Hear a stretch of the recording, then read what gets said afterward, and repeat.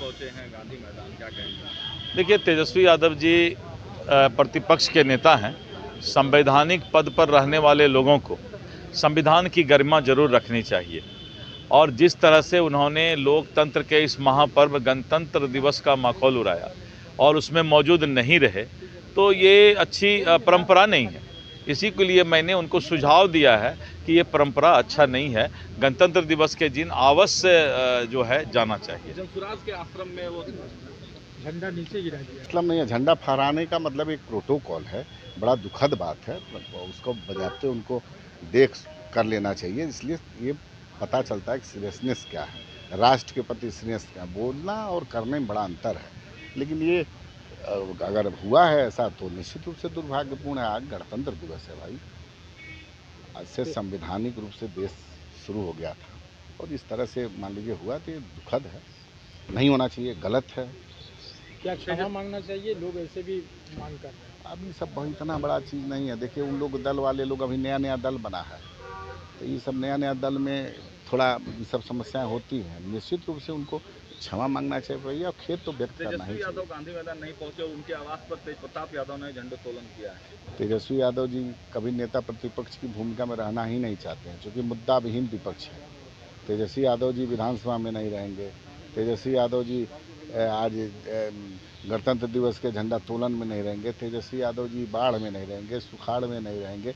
जब भी कोई ऐसी परिस्थिति होगी कि जहां नेता प्रतिपक्ष को रहना चाहिए, वहां नहीं रहना उचित समझते हैं। जनता के बीच में नहीं रहना चाहते हैं, इस तरह के बयानों से वो राजनीति करना चाहते हैं। ये बिहार की जनता जान चुकी है। सवाल है सर, सीट बंटवारा का मैटर कहाँ तक पहुंचा? क्या सीट बंटवारे में आप लोगों की चिंता करने की आवश्यकता एकदम नहीं है। सीट बंटवारा समय पर हो जाएगा। जैसे लोकसभा में देखिए कहीं कुछ हर खर नहीं हुआ, उसी तरह विधानसभा में हो जाएगा। कोई चिंता की बात नहीं। देखिए, देश में ये समाज में कुछ नेता ऐसे होते हैं जो उनके जाने के बाद भी लगता है कि वो हमारे समाज में हमारे सामने उपस्थित रहते हैं। वैसे ही नेताओं में हमारे स्वर्गीय कर्पूरी ठाकुर, जननायक कर्पूरी ठाकुर जी थे, जो आज हम लोगों के बीच में नहीं हैं, लेकिन उसके बावजूद भी लगता है कि आज उनका किया हुआ काम हम लोग के सामने साक्षात खड़ी है। और उस विरासत को आगे बढ़ाने के लिए माननीय नीतीश कुमार जो बिहार के मुख्यमंत्री हैं, आगे बढ़े हुए हैं, तो और लगता है कि आज हम अपने बीच कर्पूरी ठाकुर जी को साक्षात देख रहे हैं। चाहे आरक्षण का मामला हो, पिछड़ा अति पिछड़ा का मामला हो, ओबीसी का मामला हो, महिलाओं का मामला हो, ये सारी बात ऐसे हुई। या फिर आपने देखा पास विदाउट इंग्लिश का एक कंसेप्ट चलाया जिसकी बड़ी आलोचना हुई थी, लेकिन एक बहुत सोची समझी रणनीति के तहत उन्होंने किया था, जिसके चलते आज सभी तबके के लोग जो अंग्रेजियत के चलते मार खाते थे, आज भी हम लोगों को अंग्रेजी हुकूमत चले गए, कुछ जगह 78 वर्ष हो गए, आज भी हम लोग अंग्रेजी से नहीं उबर रहे हैं। ये सीख देते हैं लोग।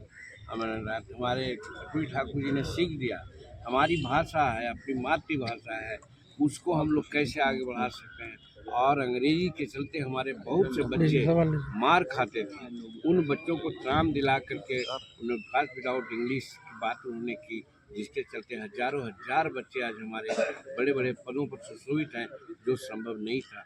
एक क्रांतिकारी कदम उनकी थी, तो हर तरह से उन्होंने क्रांतिकारी कदम उठाया, जिसके चलते भारत सरकार ने उनको भारत रत्न की उपाधि दी। और नीतीश कुमार आज उनके काम को आगे बढ़ा रहे हैं, ये हमारे लिए सौभाग्य है। सर, मोकामा की घटना को कैसे देखते हैं? तेजस्वी यादव बिहार के शासन मोकामा सवाल की घटना को मैं कुछ नहीं मानता हूँ। ये घरेलू विवाद है। पंचायती में कोई कहीं गया था, कोई पंचायती की बात न मान के गोली चला दिया, तो आत्मरक्षार्थ किसी ने गोली चलाई, बात भी होता है।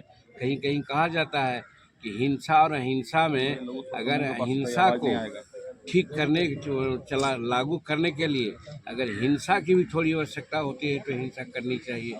उस उद्देश्य से मैं वहाँ कहना चाहता हूँ कि वहाँ पर कुछ नहीं हुआ है, इसको राजनीतिक स्टंट नहीं देना चाहिए। ये बिहार की राजनीति से कोई मतलब नहीं है, ये वहाँ लोकल और स्थानीय मामला है।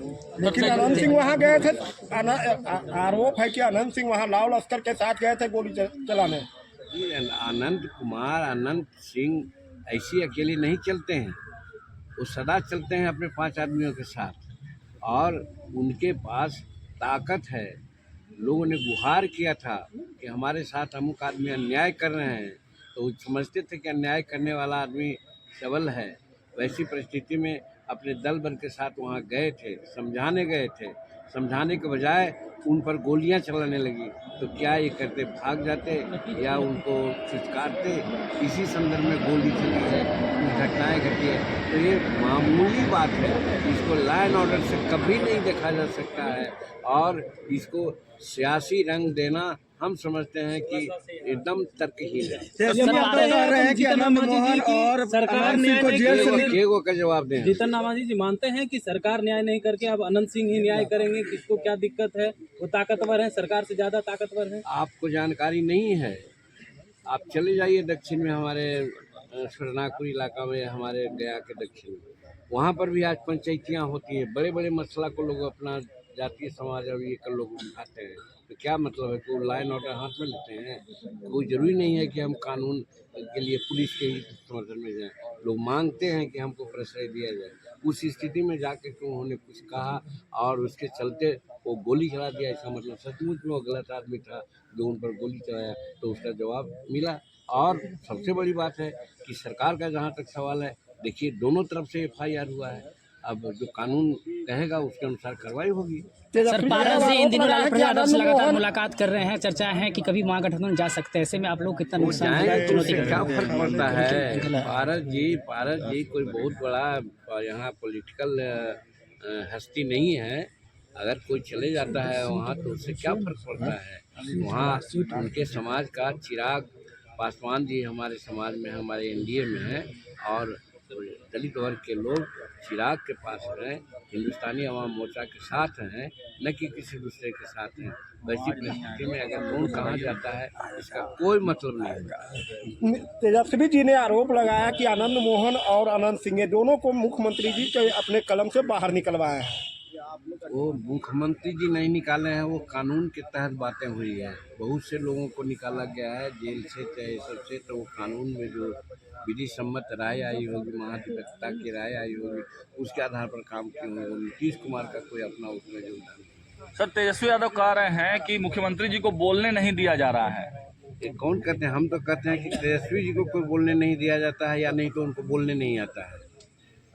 और नीतीश कुमार तो हर तरह से बोल रहे हैं, 18 साल से बिहार की सरकार चला रहे हैं। आज देख रहे हैं गांव-गांव हर जिला में जा कर के अपनी बात करते हैं, भाषण दे रहे हैं।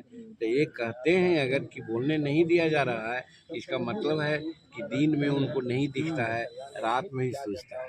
आज भी कर्पूरी जयंती के अवसर पर वो गए प्रदेश कार्यालय, 1 मिनट के अंदर बैठे भी नहीं, वो बिना कुछ बोले, बिना किए वापस आ गए। 1 मिनट से कम हमको इसकी जानकारी नहीं है, लेकिन कहने का मेरा मतलब है कि कर्पूरी ठाकुर जी के बारे में जाकर के हम माला अगर चढ़ा दिया और कर्पूरी जितनी बातों को किया उसको इम्प्लीमेंट कर रहा है, तो नीतीश कुमार कर रहे हैं, ये न कि उनके पिताजी किए हैं। उनके पिताजी अपने 15 काल में माता श्री क्या किए, तो न महिलाओं का आरक्षण की बात किए, न OBC के आरक्षण की बात किए, न बैकवर्ड के आरक्षण की बात किए।